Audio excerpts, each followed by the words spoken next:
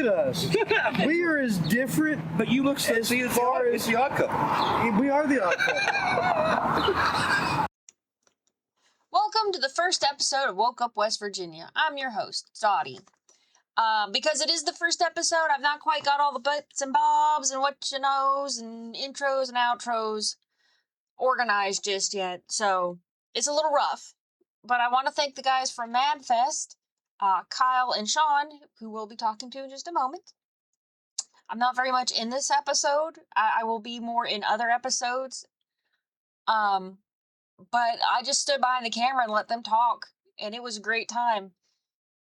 Before we get into that, I want to talk a little bit about what this podcast is about, what it's for, who it's for, and why I'm doing it. I'll be perfectly honest, this is the hope core that I need. We know there are so many things going so wrong, especially in West Virginia, and it can feel pretty hopeless. It can be hard to get engaged. It can be hard to stay engaged. It's hard to find a place to feel like you're actually making a difference. And that's kind of where this podcast comes in. Rather than floundering and trying to do your own thing, we're going to spotlight some groups that people can join, some causes people can donate to, things that can help you feel like you're a part of something rather than just trying to fix the whole state on your own. Activism has a very, very high burnout rate. Helping people is hard. And so sometimes finding people that are already working on the project and being able to support them is more valuable than trying to find your own place. And so that's what I'm trying to do here. I want to spotlight the people who are already out there putting in the work. People who may not have the whole answer, but at least have enough of a solid piece that I really feel like the people I'm interviewing for this podcast are people who are actively making West Virginia a better place to live. And that's why. That is the why of the podcast. That is the heart and the soul of this. And if that sounds like something you want to be a part of, hit that follow, share, like, whatever kind of button you got. Yeah. So let's get to MADfest. Me or you, boss? I leave that to you. MADfest is a Mental Health Awareness Day. It was started back, now this is our 6th year. It's to celebrate and inform and help people with mental health and mental health awareness, which I suffer from. A lot of our club members have a lot of, mental health issues, but it's good to have some. So I wanted an event that we could get together and talk about mental health and express feelings and get the community and bands and artists, which is what the club's about, but also make it, aware. People to understand that you're not wrong for having depression or anxiety, panic, whatever. You've got people to go to. We wanted to do make it a charitable organization. So in West Virginia, we're limited. Mental health is not something this state honestly gives two craps about. People do. So we hooked up with suicide prevention, and they've been an awesome help to us. We've done everything for them for the last 5 years when it comes to MADfest. What is the name of that group?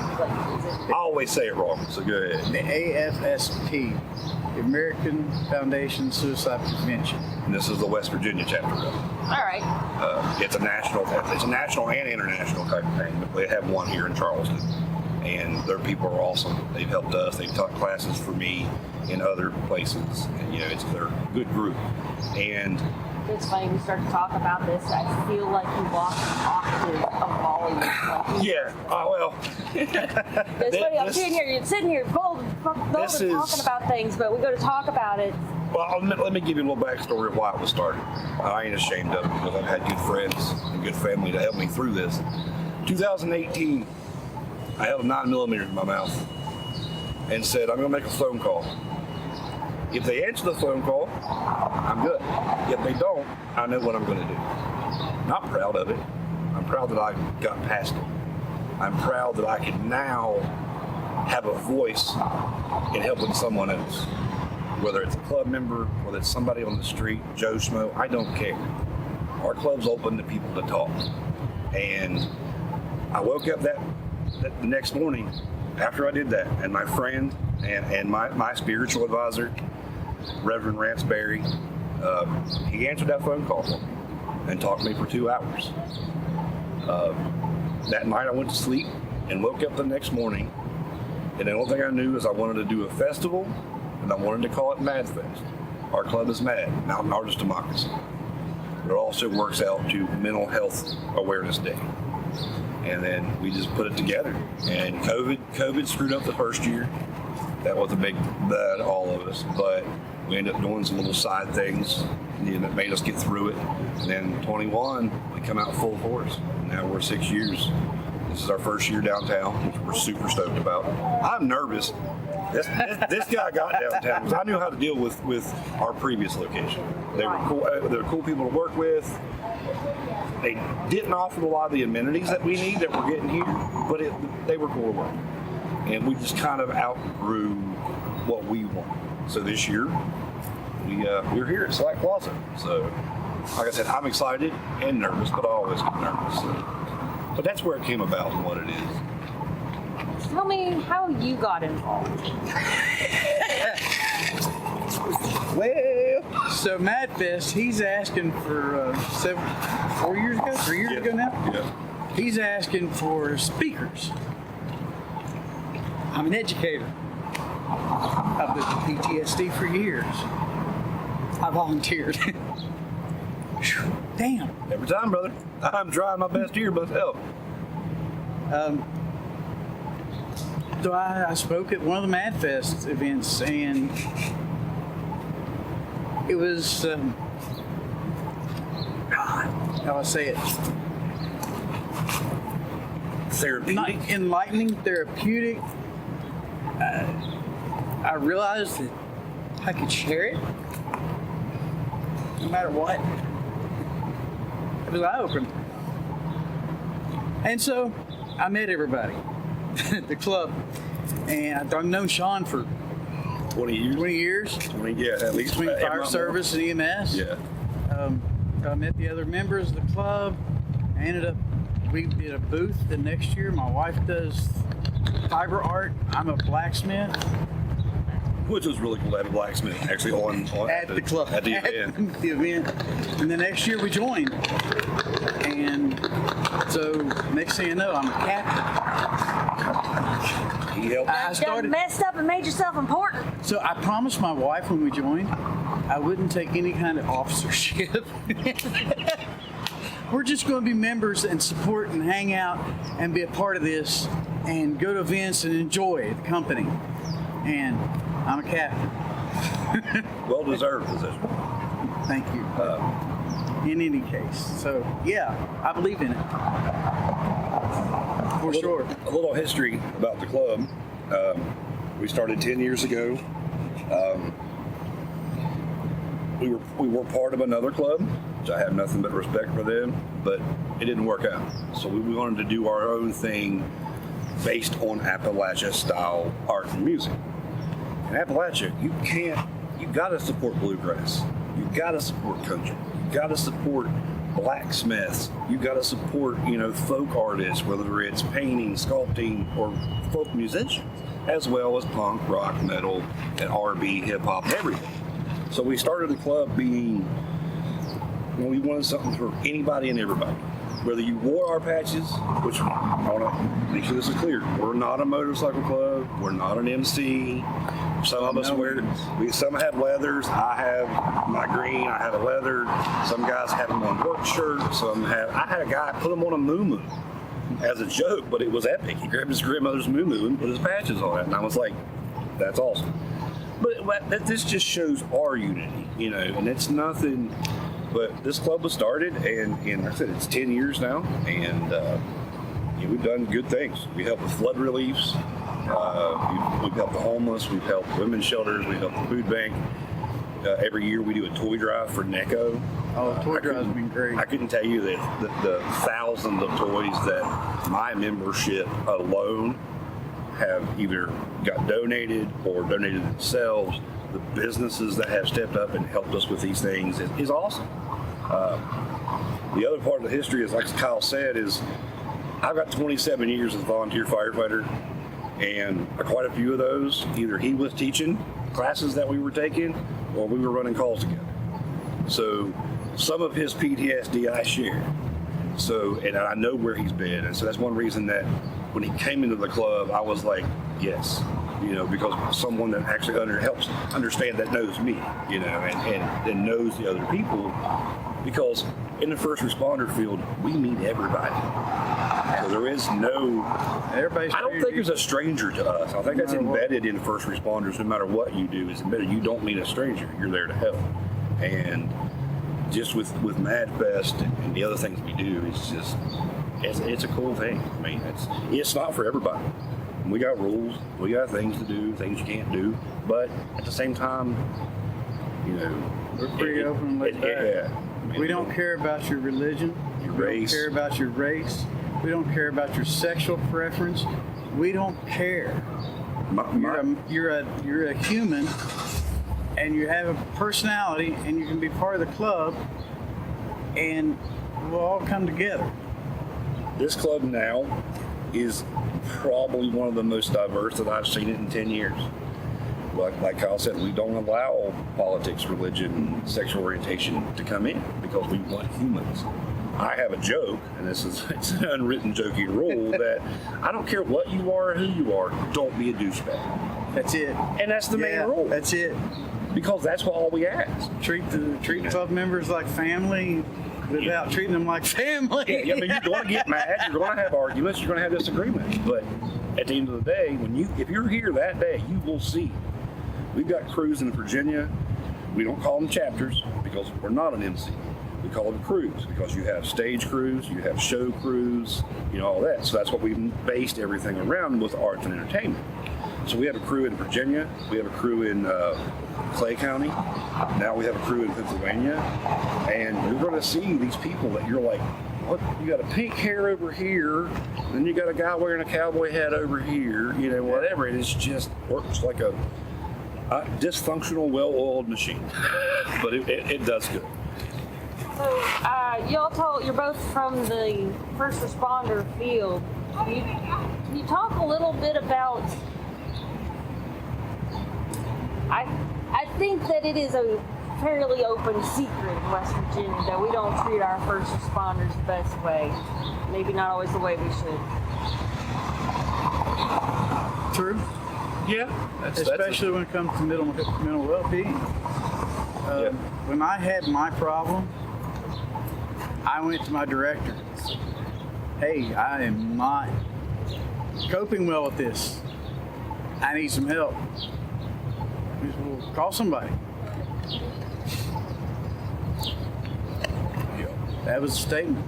Call somebody, find somebody. Like, I need help finding somebody. I don't know where to start. Well, I don't either. You just need to start. You need to call somebody. Pick a psychiatrist. Wow, I just wanted somebody. I was literally reaching out, and I can't help you. Luckily, amongst my fire department family, I did have somebody that could help me. And I reached out to them, and I got my help. And I got a doctor that listened, and so some happy pills for depression or whatnot, and a whole hell of a lot of counseling and therapy. And a change in how I looked at things. But the help didn't come from within, necessarily. It came from outside. Yes, I said I called my fire department family. I called somebody and they said, well, I've got this friend that's a preacher, that's a pastor, that does some counseling and therapy. You can talk to him. Here's a number. But really, that was the end of it. There was nothing formal. There was nothing set up to take care of us. There's no program. And this state, not to cut you off, this state for a fact, for first responders, we're still stuck in the sit down, shut up, don't talk about it. Yeah. Get over it, suck it up, Beavis kind of generation. Suck it up, Buttercup. And that's not good. Period. I don't know what the numbers. Usually, I can rattle off what the statistics are with suicide rates and different professions and stuff. But right now, I don't have them. It's high in our state. That's all right. I can go back. It's high within children, which is sad. There's no children out. There's no child. It's really high right now. AFSP has got a push towards construction work. Yes. I haven't looked deeply into why that is, but I know that they've got a big push towards construction right now because the numbers have crept up probably since COVID. The numbers crept up then, and they've not come back down. I'm a former animal control officer, and I know in that field, it's not even looked at because they feel like that you shouldn't have anxiety, depression, PTSD or CPTSD or any of that stuff. They just don't, it's just like, oh, go on. And in this state, like I went to a doctor, I went to a therapist the first time, and I had my cut on because I'm proud of this. I'm proud of what we did. And the lady looked me in the face and she said, I know that you're here just seeking pills. And I said, who are you? I said, she said, well, I said, no. And I was upset. I was bad. I mean, that was about a month after I had my incident. And I looked at her and I said, you know what? You can beep. And I walked out. You know what? That's a fair response. That is a fair response. Whoa. Well, she did it because of the way I looked. Yeah. And because I was having an issue. She thought I was a drug. So the psychiatrist, like that was the therapist. So I've not, honestly, I'll tell you the day, I haven't found a therapist. They're hard to find, especially when you don't have insurance or you have crappy insurance in the state. My therapy is this guy, this club, my wife, my kids. Because they want to help me. You know what I'm saying? February, my wife and I had lost our home. This guy and this club stepped up and they did a spaghetti dinner for me that raised enough money for us to be able to, the final bit of money for us to buy a temporary home. That's the kind of stuff this club does. That's the kind of stuff that we need around in this state. We don't need people in these buildings telling us that we're okay, because we're not. We know we're not. We know we're not. The biggest thing is acceptance and being willing to shut your mind off for a second. Your wife's, my brother's, your kids, my kids, the street across the road there. Shut up for a minute. That's all I'm asking. And listen to what I have to say and let me know that I'm okay. A handshake, a pat on the back, and a attaboy. Telling you what, those suicide numbers would come down. I'm not a scientist. I don't know. But I'm telling you from personal experience that being there is the key. Just being there. In this state, and honestly, I mean, I'll say this state because I won't get on the big picture. But yeah, it's not looked at as anything that matters. But if we were cancer patients, HIV patients, something else, black lung, oh yeah, we would be somebody and we'd get the help. But what's in here, you can't see. You can't see. They can't see. Just say.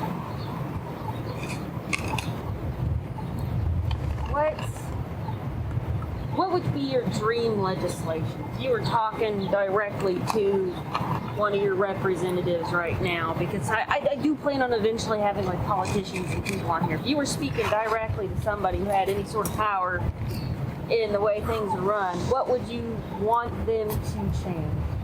What would you want them to do? There needs to be a mental health care act, bill, something to go in to where people have the resources. Yeah. Not call it, and again, there are people are going to say, well, there's places in Charleston you can go to a free clinic and you can go to this and this if you want to wait 8 hours or you want to be there at 6:30 in the morning. When I have a panic attack, the last place I want to be is waiting in line at some public doctor's office. if I have social anxiety, I definitely don't want to be there. So it needs to be something that is just brought It to the needs forefront. to be personalized Yes. versus treating the masses. So we treat the masses with COVID, for instance. We treated the masses. Cancer, we treat the masses.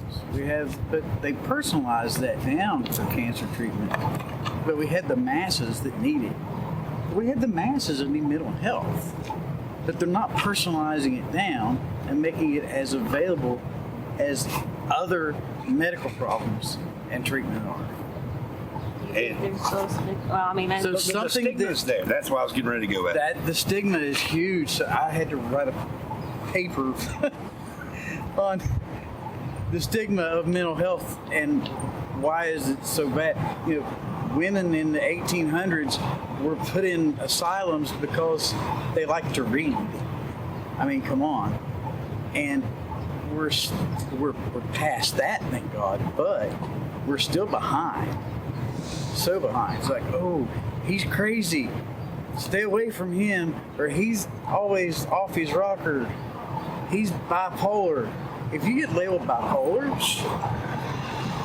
Or the new BPD. so my daughter is bipolar, and she don't dare say anything about it if she fills out an application or in the interview, or admit or say anything about that she's on medication. But she's just as sound as anybody else right now because she has treatment. But you know what it took to get that? It started when she was 12. She's 26. It took us 10 years to get her. The state, you know, our state needs to, you know, these drunk driving billboards that you see, or buckle up because it's the law. Yeah. Why don't you put up some billboards that say you matter? Yeah. Why don't you put up a billboard helping suicide prevention? Why don't you put up something downtown like we're doing? Don't take my idea, please. Our idea, not mine. It's our idea. But you do something, be involved. You know, you would be surprised the businesses for 6 years that we've reached out to that will turn their head. But I can sit and watch them support a festival that is full of drunkards. Yeah, you can get a grant to have a festival that's nothing but about the music and then coming and drinking. Alcohol served at, readily available. We don't have alcohol now. That's not what we're about. Our event is 100% all ages. Now, some of the people that sponsor, some of the people that we here set up for information, I have medical marijuana dispensaries coming to set up information. Yes. Because personal experience, I have a medical marijuana card. I have not one bit ashamed of it because it has personally saved me. Pills and big pharma in this city, that's kind of blending together. But that's all they care about, and all they do is cover up the problems. Do I take a daily? Yeah, I take a daily medication to keep me chill, to even be able to come up here. You know, as Kyle said, crazy pills are happy pills. Why is that a stigma that we're saying? Yeah, why am I saying crazy pill or happy pill? I'm taking my antidepressants. That's what I should be able to say. Because everybody else out there, that's what they call it. Take your chill pill. Awareness. And beating the stigma. Yeah, so legislation, some sort of legislation that would affect some grants for things to happen to make it more available, or at least make us more aware. Education, yes. Education for our first responders. Education for our veterinarians. Veterinarians are one of the highest, I know this number, I don't know that for a fact. Veterinarians are one of the highest occupations with suicide rates. Veterinarians, they take care of your animal. They help the voiceless, and they have one of the highest suicide rates. If there are some kids, and I kind of have a point of not getting kids on camera. I just don't want to look at, No, you're all right. kids and homeless people. I feel like there's a level of consent there. Yes. that needs to be- And again, it goes underneath the stigma.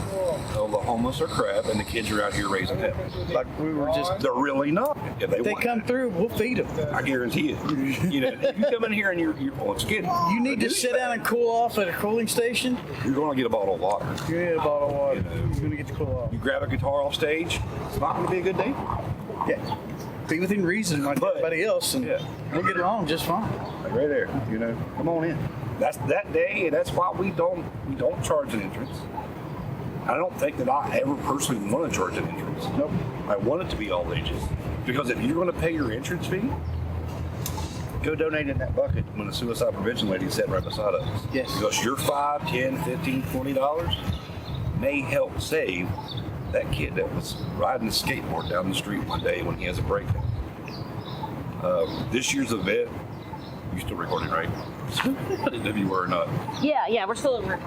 This year's event, my band is I guess headlining, and my drummer just lost a child. Yeah. He lost his demons 2 weeks ago, and so this year, this is going to hit home for my band. It hits home for me every year. I walk around and cry like a bubbling idiot because I see what my bad part, my nightmare, is going to help other people.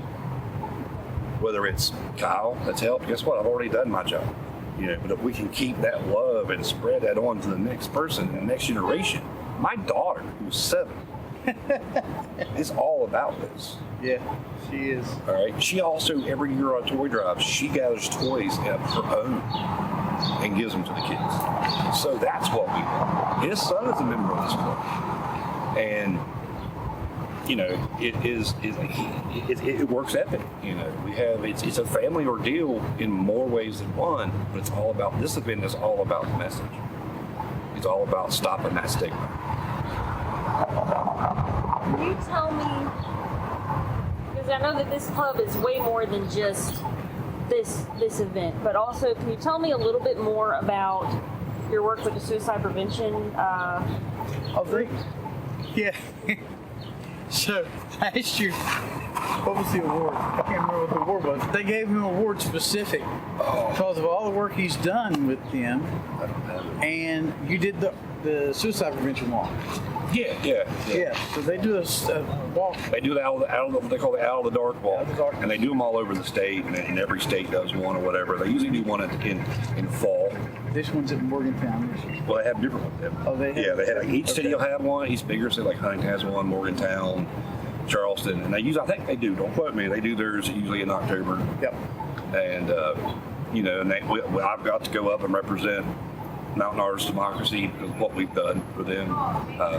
They come out. I reached out to them and said, "Hey, can you come and teach a suicide prevention class at my fire department?" And they're like, "Sure." Like, what do you want? They didn't charge me a bit. They come out. The 2 ladies that are awesome, Amanda and Cindy, come out and donated their time and their effort to come down and teach my guy. The sad part about it, I had 4 guys show up. Those 4 guys, one who was my brother, and the other 2 were really interested in what they had to say. But why? Why do we only have 4 show up? We have a roster of 30 members on our particular roster because there's a stigma. So, you know, we do a lot of social media stuff. They don't talk about it. They don't talk about it. So as far as like, All right, we are live. All right. So once again, tell me the details of MADfest. MADfest, July 25th. We're going to start at noon, and we're going to run till 10 p.m.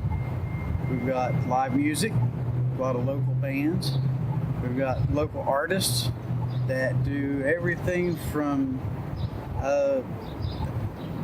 one lady that's going to be here vendor-wise, she paints with dogs. yeah, it's a pretty Yes. cool thing. And what she raises goes to shelters and rescue animals. So we're Yes. like, heck yeah, you know, but pets are therapeutic for mental health. I mean, that's, Yeah. Fiber art, food trucks. Of course, we've got all the businesses around us as far as eateries and food establishments. There's plenty to eat at.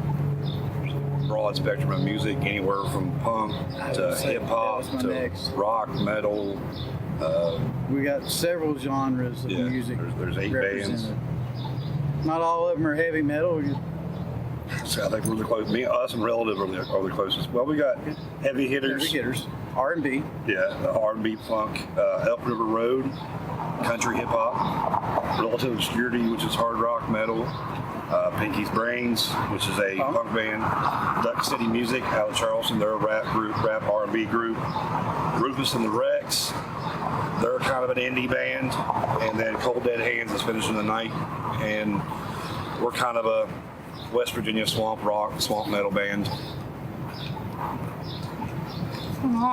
Puppy puppies. Making it. And the vendors, or the speakers, we're still squaring away. Yeah. Speakers, I think up here, we've had a problem in the past with where we had it at, was people would disassociate from the speakers, so we'd have to like push the crowd. I think up here, a speaker being kind of the center stage, literally, that you would get more of the influence. And finding speakers, we want someone that's going to take our event serious. Don't come up here and show me your political standings. Don't come up here and blow smoke. Or try to sell us a product. Yeah, when Kyle did his, I cried like a baby. So did I. Yeah, I hate what you did too. But well, when Steve DeWeese done his, Yes. a former sheriff and a former county commissioner, state trooper, he's a veteran, and the man's very serious. He's always serious. Very well spoken. Very well spoken.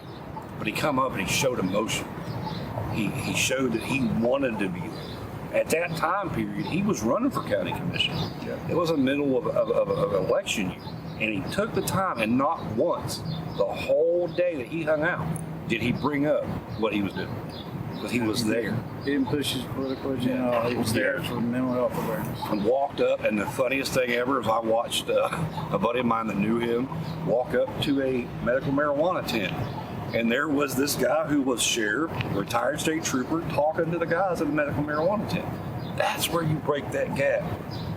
That's where you stop the stigma, because you smoke weed to help your mental health doesn't mean you're a bad person. So when you get someone in his office to see that, there you go. So, no, it's a lot of things in a small package. Yeah. So we're going to have information vendors. Kanawha Valley Coalition will be here, handing out information and supporting. I'm reading my notes. So, Charleston Area Medical Center's Family Resource and Substance Abuse will be here. And I'm waiting for confirmation, so I won't say it.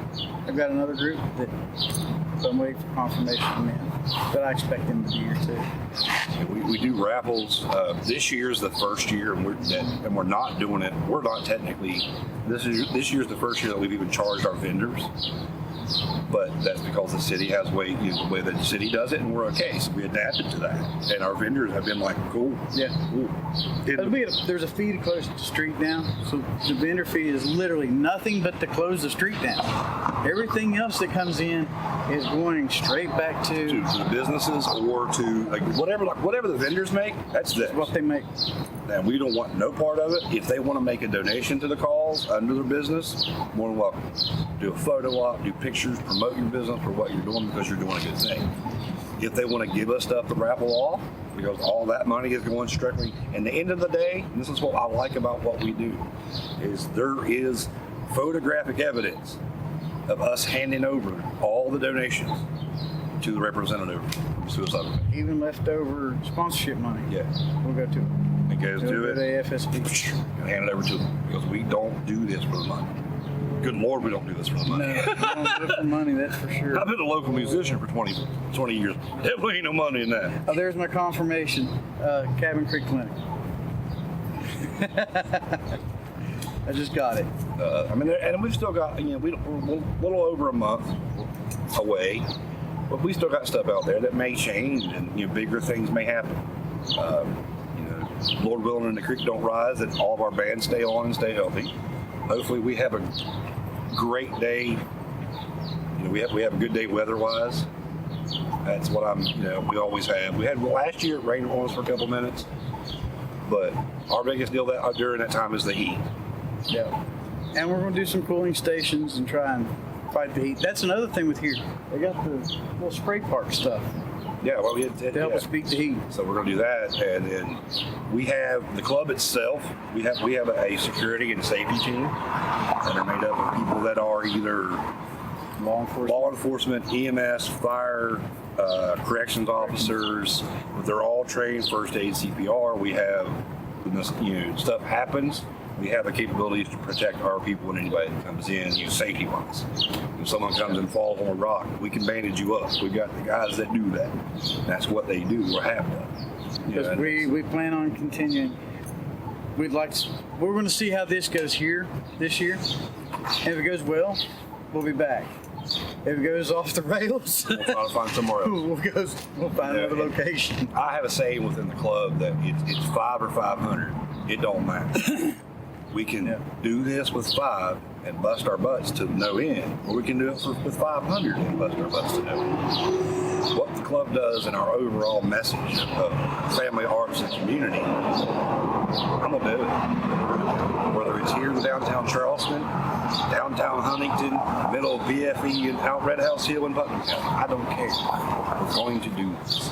I set everything that we do as a high goal. As a founder and national president, I set everything goals here. But I'll accept $1. Because $1 to $5 to what we do at MADfest can help that person or even you. So that's what it's about. Go ahead, Doc, 'cause I talk a lot, man. I'll go. Oh, you're good. We spent many nights outside of the firehouse smoking cigarettes and talking about life. So Therapy, giving each other therapy. One of the best things ever, the story with us is I had a panic attack one night so bad that I literally took my shirt off and was running through my yard. My wife said, "Hey, come on, we got to do something. You're not right." So I called him. I said, I woke him up. I said, "You want to shift?" "Yeah." I said, "Can I come down and get checked out?" Well, I have white coat syndrome too. So that don't add to any of my other problems. He sat down there for 2 hours. Wore out because he ran a bunch of calls because I had ran calls with him earlier that day, and sat down there and took my blood pressure, took my heart rate, talked to me, and reassured that it was this making this all feel weird. He didn't have to. We're friends, yeah, but he could have been like, "Dog, I'm on shift. I'm tired. Deuces." But he didn't. And that carries on to his family, carries on to my family, and it carries on within the club. I've answered many calls at 2 or 3 in the morning. Not wanted to, and it was so aggravated with the people calling me. But I took that 5 minutes, 8 minutes. Yeah, 8 minutes. So there's a thing called 8 minutes, and it's kind of a stance, a symbol of, hey, I need 8 minutes. Because that's all it takes. 8 minutes of your time to invest in someone that is on the brink can bring them back and get them calm enough that you can then take them forward. 8 minutes. 8 minutes. That's all it takes. And we use it within the club. Okay, I want to jump in here and talk a little bit about what I found out about 8 minutes.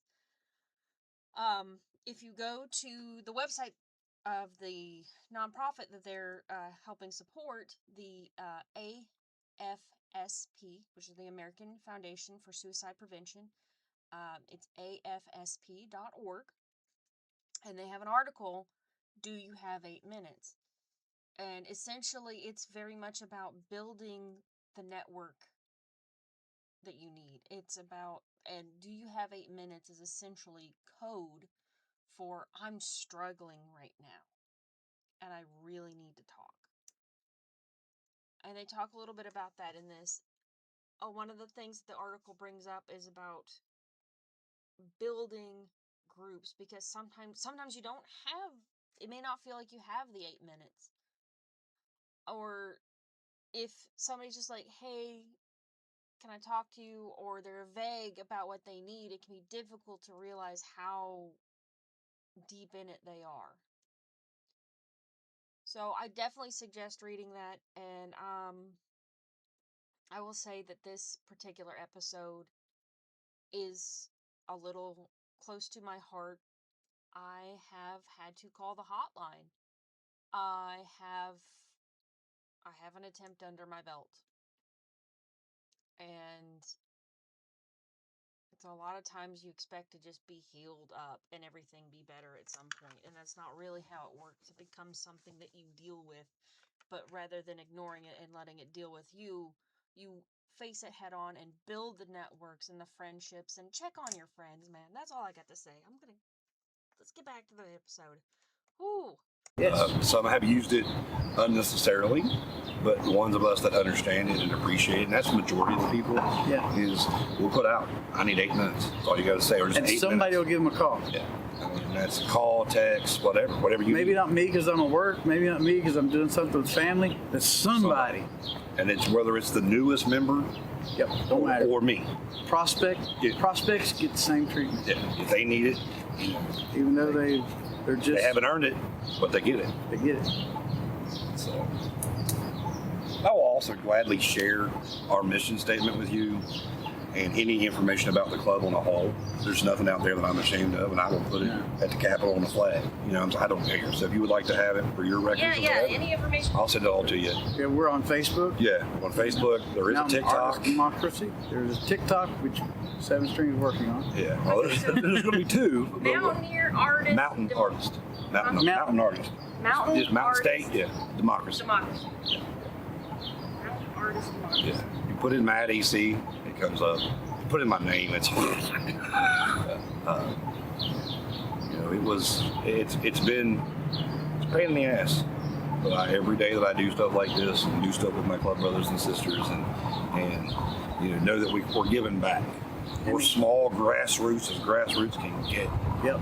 And anybody that wants to step up and just share information can get a hold of us on Facebook. Look us up. We're both blatantly just our names. Yeah, you can look at Got personal. nothing to hide. Yeah, I learned many years ago that, you know, I don't talk the politics, I don't talk religion, I don't talk this, but I'll talk to you about anything else. You want to talk about guitars, you want to talk about cars or fashion, let's talk about it. You know? Fashion. Oh, look at this, you know, I got a lot of bad. Look at us. We are as different. But you look so, As see, it's far the as- odd couple. We are the odd couple. I mean, Once again, but my house fell. Take over this year. I wouldn't take anything from the world for him. That's same. He's mine. Yeah, that's. But you know, it's. I just want the message. What we do, not the club. The club, it ebbs and flows. We've had up to 200 members with 13 different crews. We're down to like 65, 70. I'm okay with it. But I want what we do at like MADfest, till we drive for NECO. Any of the flood relief, the Southern West Virginia flood relief, 2 years ago now? Yeah. We filled up half of a box tree with cleaning supplies and clothes and towels and everything that we could. We spent a shopping spree. I thought his wife was like, she'd go down aisles and just clear out aisles of bleach, aisles of clothes. And we got to fill up this trailer and take it to our fellow West Virginians, our fellow statesmen, you know, whatever. We helped other families out that were local. Nothing got sent to a charity and maybe got sent to California or maybe got sent to Iowa. No, it stayed here at home. Yep. And, you know, it was That's why family arts, and community. You know, our family first. And I told the guys, the night that my wife and I lost our house to a freak accident, I lost it, had a mental breakdown, but I called the guys in the chat and I said, I'm done for a while. I've got to refocus on my house. I didn't want to do MADfest because I couldn't focus. I could not, because I literally just lost my home.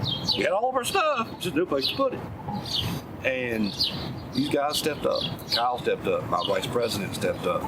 The crew stepped up. Iowa State crew stepped up. And Pinky, our new Pennsylvania crew president, he stepped up and took stuff and it made me feel good. Number one, my club family has my back. Number two, as the elder, I've taught them right. You know what I'm saying? I don't have to, because I'm a control freak when it comes to this stuff. And this year, I'm just like, no. What do you need me to do?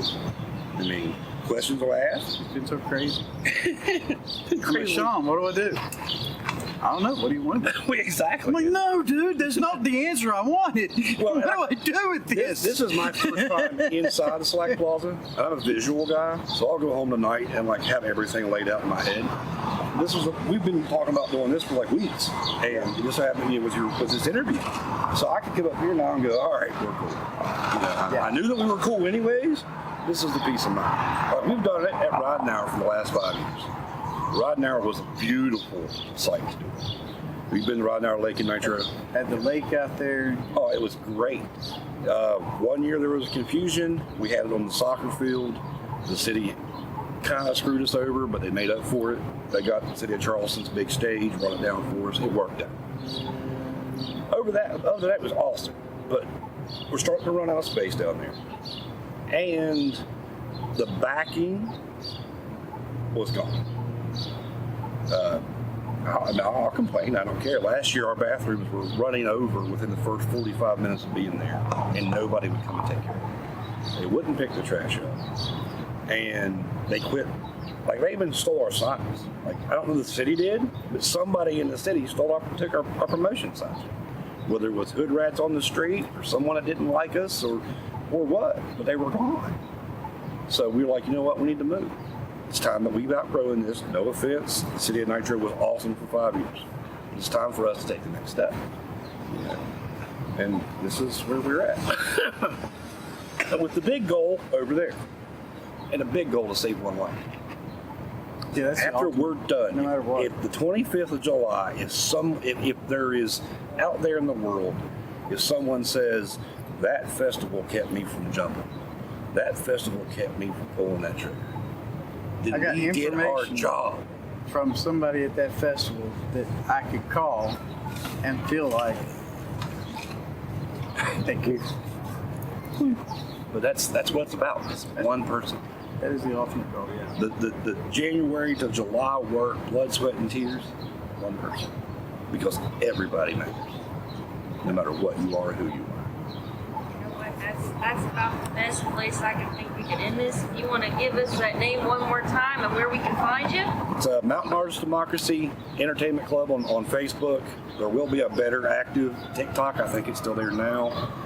You can look me up as Sean Martin or Skinner on Facebook. That's my personal page. You need any questions about MADfest or about the club, or interested, or you need a band. We've got bands that'll play shows, and we've got artists that'll come out and do things, and that's what we do. The 613 is family, arts, and community. We take care of our family, other families in need. We take care of the arts and support the arts to the best of our ability. And then our community, which is what here we are now. Yep. Thank you for having us. Yes, thank you. Thank y'all for coming to the first episode of Woke Up West Virginia. Here's to many more. And if you get a chance to make it out to Slack Plaza July 25th, 2026, you can go meet the boys in person. Hopefully I'll have proper bumpers by the next time we do this. Tell your friends, share it out. Watch out for the deer and look out for each other.